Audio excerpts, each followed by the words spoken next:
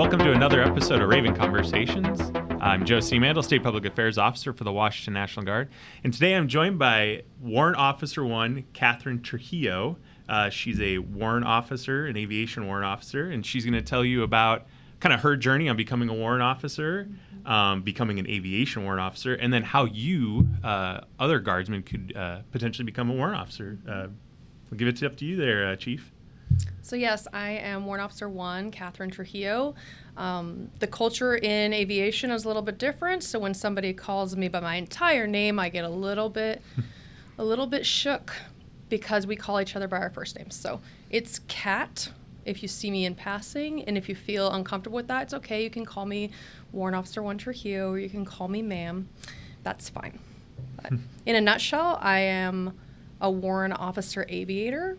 I fly Blackhawks. I do not fly Chinooks, but I also fly Lakotas. We have a C-12, but I'm also not qualified on that, but maybe in the future. Yeah. And your background's not aviation prior? No. So what was your background prior to becoming a warrant officer in aviation? Okay, let's go ahead and roll back. We're rolling back here. And in 2006, I came in as a logistics individual. I went through MEPS, I went through basic training, and I was logistics. Then I didn't feel so good about logistics, so I decided to try military police out. I did that for 2 years. I didn't feel good there. I felt like it wasn't a good fit. So then I went and became a public affairs officer. I made it to the rank of staff sergeant, and we had a little bit of a recession in Washington State around 2013-14. So I became an AGR, going back to logistics. So it sounds like you've had a pretty mixed career to this point. Absolutely. What led you to become a warrant officer, and especially an aviation warrant officer?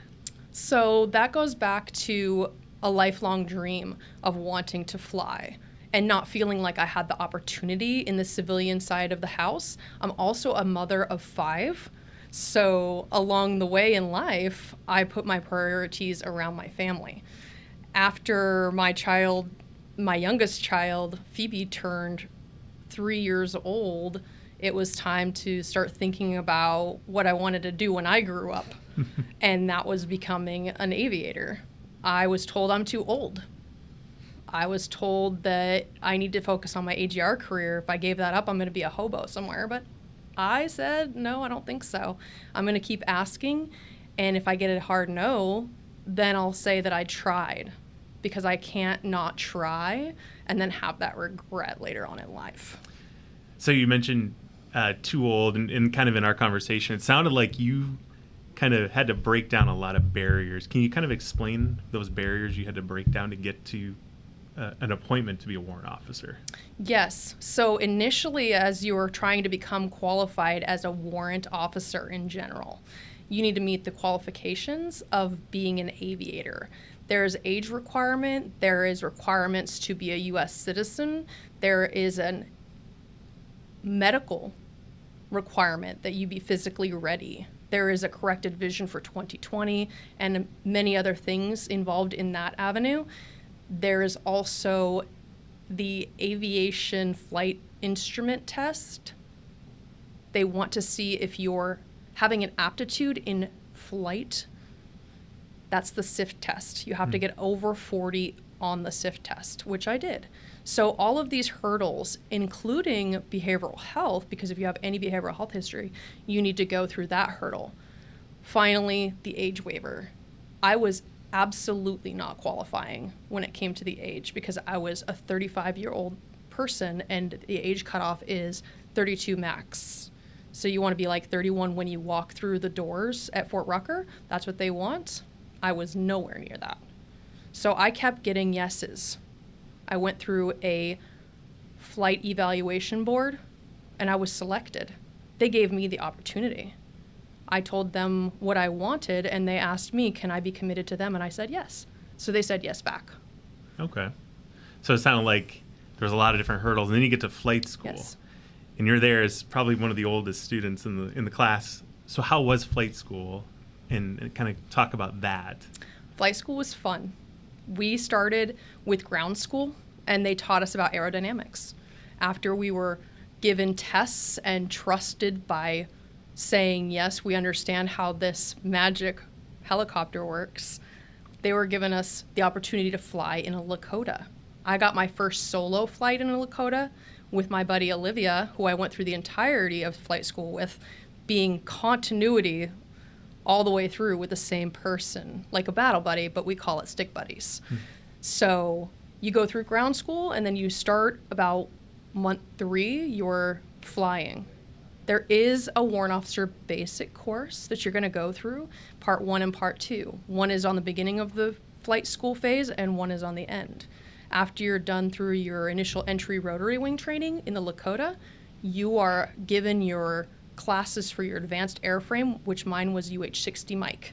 So there I was, flying a UH-60 Mike, much heavier than a Lakota, doing auto rotations and learning things that I would need to know if I were to go fly in Afghanistan or Iraq. So it was a beautiful experience. I got to meet people that I would have never met before, got to make relationships and connections with people that I would have never been able to before. I came out of there with my commercial pilot's license that you can get stepping right off of post with your certificate from flight school.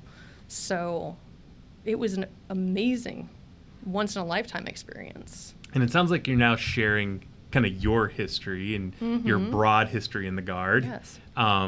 And your story of how to become a warrant officer and an aviation warrant officer with others. Yes. Next week, you guys are doing an event to kind of talk about what it is that, those steps you have to take. So what are some of those steps if you're just a traditional guardsman, never been in aviation, anything, right? You're an infantryman or an artilleryman or an intel soldier or a logistician. What do they need to know if they want to become aviation? So if they want to become aviation, they need to make sure that they have a look at their GT score, and that's always something that we can assist them in raising. That's some tests, some studying, and getting a higher score. They need to take the selection for instrument flight training, the SIFT, before they can submit a packet. They need to have the internal desire to fly. The process could be said to be arduous, but it's one hurdle at a time. And when you look back and realize how far you came, you feel really good about it. But it's not for the faint of heart, for sure. And the individuals that we want them to want aviation as well, because it is going to be lifelong. We come back from flight school, and the requirement to fly doesn't stop. So you continue to fly. You're allotted several hours a year to be able to fly. And they want you to be able to be as proficient as you can, because that's what we do. So in aviation, we fly. Right. So for myself, when I first was commissioning, I was given the option, right? You could pick your branch. I ended up flipping a coin. It was intel versus aviation, but I could have been an aviation officer. And you may have saw me flying, but it's just the flip of the coin. I got intel and then public affairs, which was great. And I always love flying. I always love hanging out with the aviators and flying with you guys, and it's always a lot of fun. Absolutely. And I think everybody wants to, jump in a helicopter for a ride, but I think flying it is a completely different thing, it sounds like, and one that's like you're committed to that field, and that is what you do. It's true. So we love helping out across the board. So our actual mission in aviation is to be there for the ground force commander. That literally means we work for everybody on the ground. Our motto is above the best. And it's not saying we're the best. We're literally above the best. And that's drilled into us at flight school. And so we're working for this ground force commander. We're taking our 11 Bravos actual. We have our cab soldiers that we bring from point A to point B. As we're practicing our air assault mission, they're also practicing their insertion and extraction. So anybody can ask for an air mission request and get involved in aviation and have aviation involved with them, especially if they're going to be doing that at XCTC, NTC, or actually in country. So getting us involved with them and forming those partnerships is extremely vital. And it's extremely rewarding. We've got people calling us back drill after drill or in a non-standard drill time to come and assist them with an air mission request. I'm doing one tomorrow. Nice. I'm going to be flying teachers around. Yeah. It's going to be wonderful. And I want that to be known throughout our community in Washington Guard, that anybody with a CAT card, anybody that can be put on any kind of an order can come fly with us. Nice. Just get manifested. One last, closing comments to that kid that's sitting there watching this video saying, oh, I don't think I could ever fly. What do you want to tell that kid? That's not even true. Okay, so you can fly. Don't ever tell yourself that you can't. Don't ever tell yourself that you're disqualified. I want to tell you about a buddy of mine named Andrew. He thought he was too old. Around the same time that I went through flight school. I'm 39 years old, and I graduated last year in September from flight school. Don't ever tell yourself that you can't. Other people are going to tell you that enough. Don't let yourself speak those words. And I can tell you that, yes, you can. There's always a way. No, it's good advice. If you're interested, we can leave the information in the notes for how to reach Kat. And if you like this kind of video, let us know. Hit subscribe, like or comment, and let us know if you're liking this kind of content. Thanks, and we'll see you again next time.